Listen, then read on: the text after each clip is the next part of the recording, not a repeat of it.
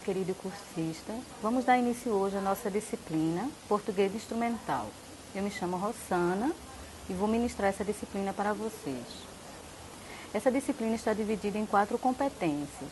A primeira dela intitulamos Comunicação Oral e Escrita, e é sobre isso que vamos conversar um pouquinho. Vivemos em um mundo onde a comunicação é imprescindível. Isto porque é através da comunicação que os seres humanos e os animais partilham diferentes informações entre si, tornando este um ato, uma atividade essencial para a vida em sociedade.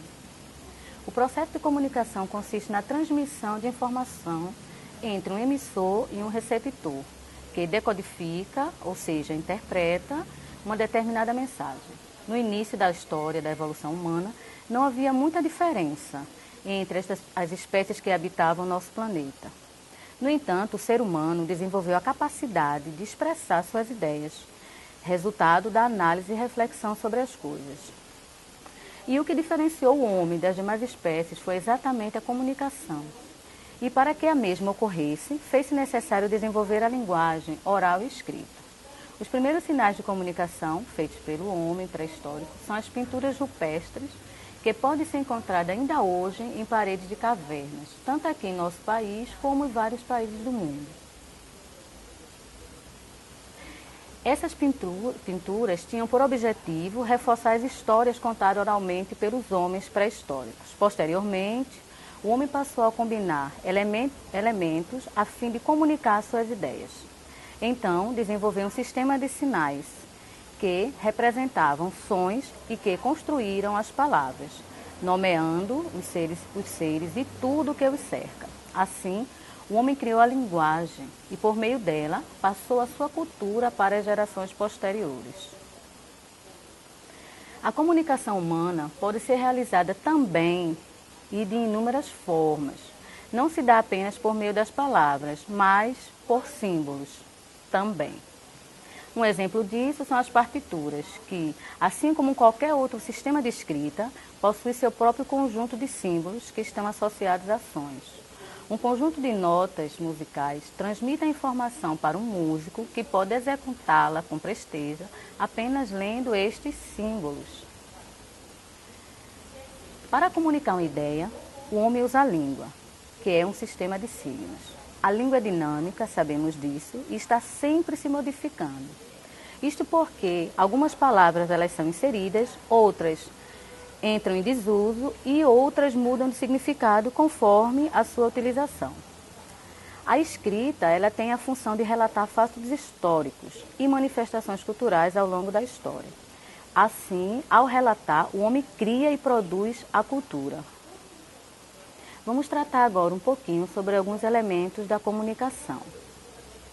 Sabemos que o homem, na comunicação, utiliza-se de sinais devidamente organizados, emitindo-os a uma outra pessoa. Tanto a palavra falada quanto a escrita, os desenhos, os sinais de trânsito, são alguns desses exemplos de comunicação, em que alguém transmite uma mensagem a outra pessoa.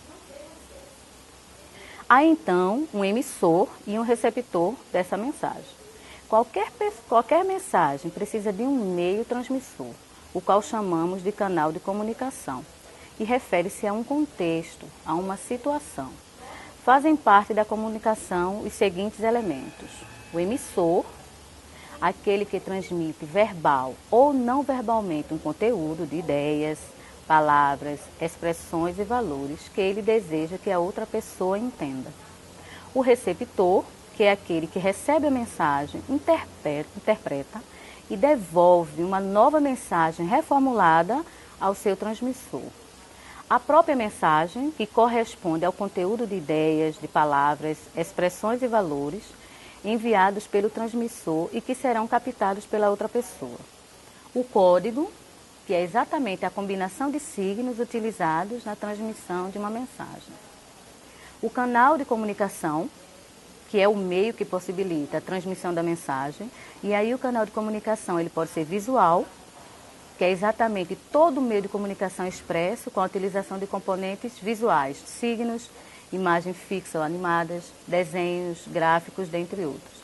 E o canal auditivo, que refere-se a rádio, TV, carros de som, cordas vocais, alto-falantes, dentre outros.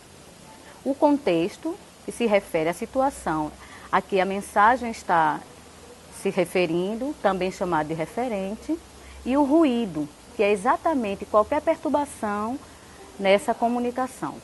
No slide a seguir, vocês poderão observar esse esquema que compõe, fazem parte do elemento de comunicação.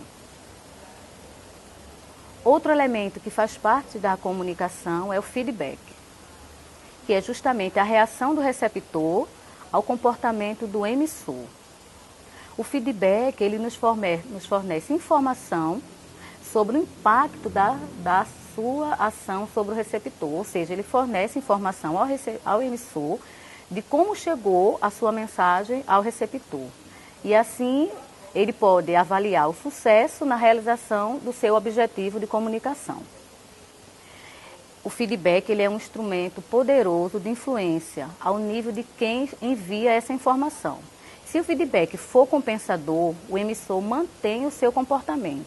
Se não for, este modifica-o, a fim de aumentar as suas possibilidades de êxito. Outros conceitos que fazem parte da linguagem, né, nós denominamos de conotação e denotação. Sabemos que na linguagem coloquial, na linguagem cotidiana, usamos as palavras conforme as situações que nos são apresentadas.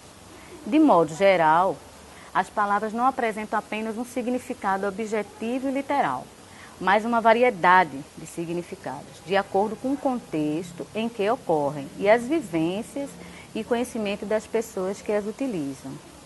E a essas variações no significado das palavras é o que denominamos de sentido conotativo e sentido denotativo das palavras. Então vamos agora conceituar o que seria denotação. Denotação é quando a palavra apresenta um seu significado original, independente do contexto frásico em que aparece. Tem por finalidade informar o receptor da mensagem de forma clara e objetiva, assumindo assim um caráter prático e utilitário. É utilizado em textos informativos como jornais, manuais de instrução, bulas de medicamentos, textos científicos, entre outros. Alguns exemplos de palavras com sentido denotativo. O pássaro voava pelo céu da cidade. O elefante é um mamífero. O gato subiu no telhado para fugir do cachorro. Aí são exemplos de frases denotativa que usa exatamente o sentido literal do termo. O pássaro voava. Nós sabemos que o pássaro voa. A conotação.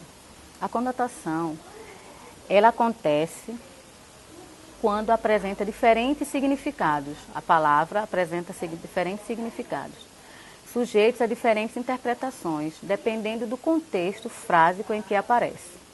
A intenção é provocar sentimentos no receptor da mensagem, através da expressividade e afetividade que transmite. É utilizada principalmente em linguagem poética e na literatura, mas ocorre também em conversas cotidianas, letras de músicas, anúncios publicitários, dentre outros. Alguns exemplos de frases que usam a palavra nesse sentido figurativo. Você é meu sol. Minha vida é um mar de tristezas. Você tem um coração de pedra, né? Então, vemos aqui que a palavra sol, ela está em sentido figurativo. A palavra mar também está em sentido figurativo, como também a palavra pedra. E aqui vamos trabalhar um pouquinho alguns tipos de linguagem, né? A linguagem referente a esses tipos, ela se divide em três: linguagem verbal, linguagem não verbal e a linguagem mista. A linguagem verbal, ela faz da escrita ou da fala o seu meio de comunicação. Observamos isso principalmente, por exemplo, né, em bilhetes, onde se comunica essa linguagem através da escrita. A linguagem não verbal faz uso de imagens, figuras, desenhos, símbolos, dança, tom de voz, postura corporal, pintura, música, mímica e gestos, como os meios de comunicação. A simbologia, nesse caso, é a forma de comunicação não verbal. Exemplo, a sinalização de trânsito, semáforos, logotipos, bandeiras. E a linguagem mista. Ela utiliza simultaneamente a linguagem verbal e a linguagem não verbal, usando palavras escritas e figuras, não é? Ao mesmo tempo.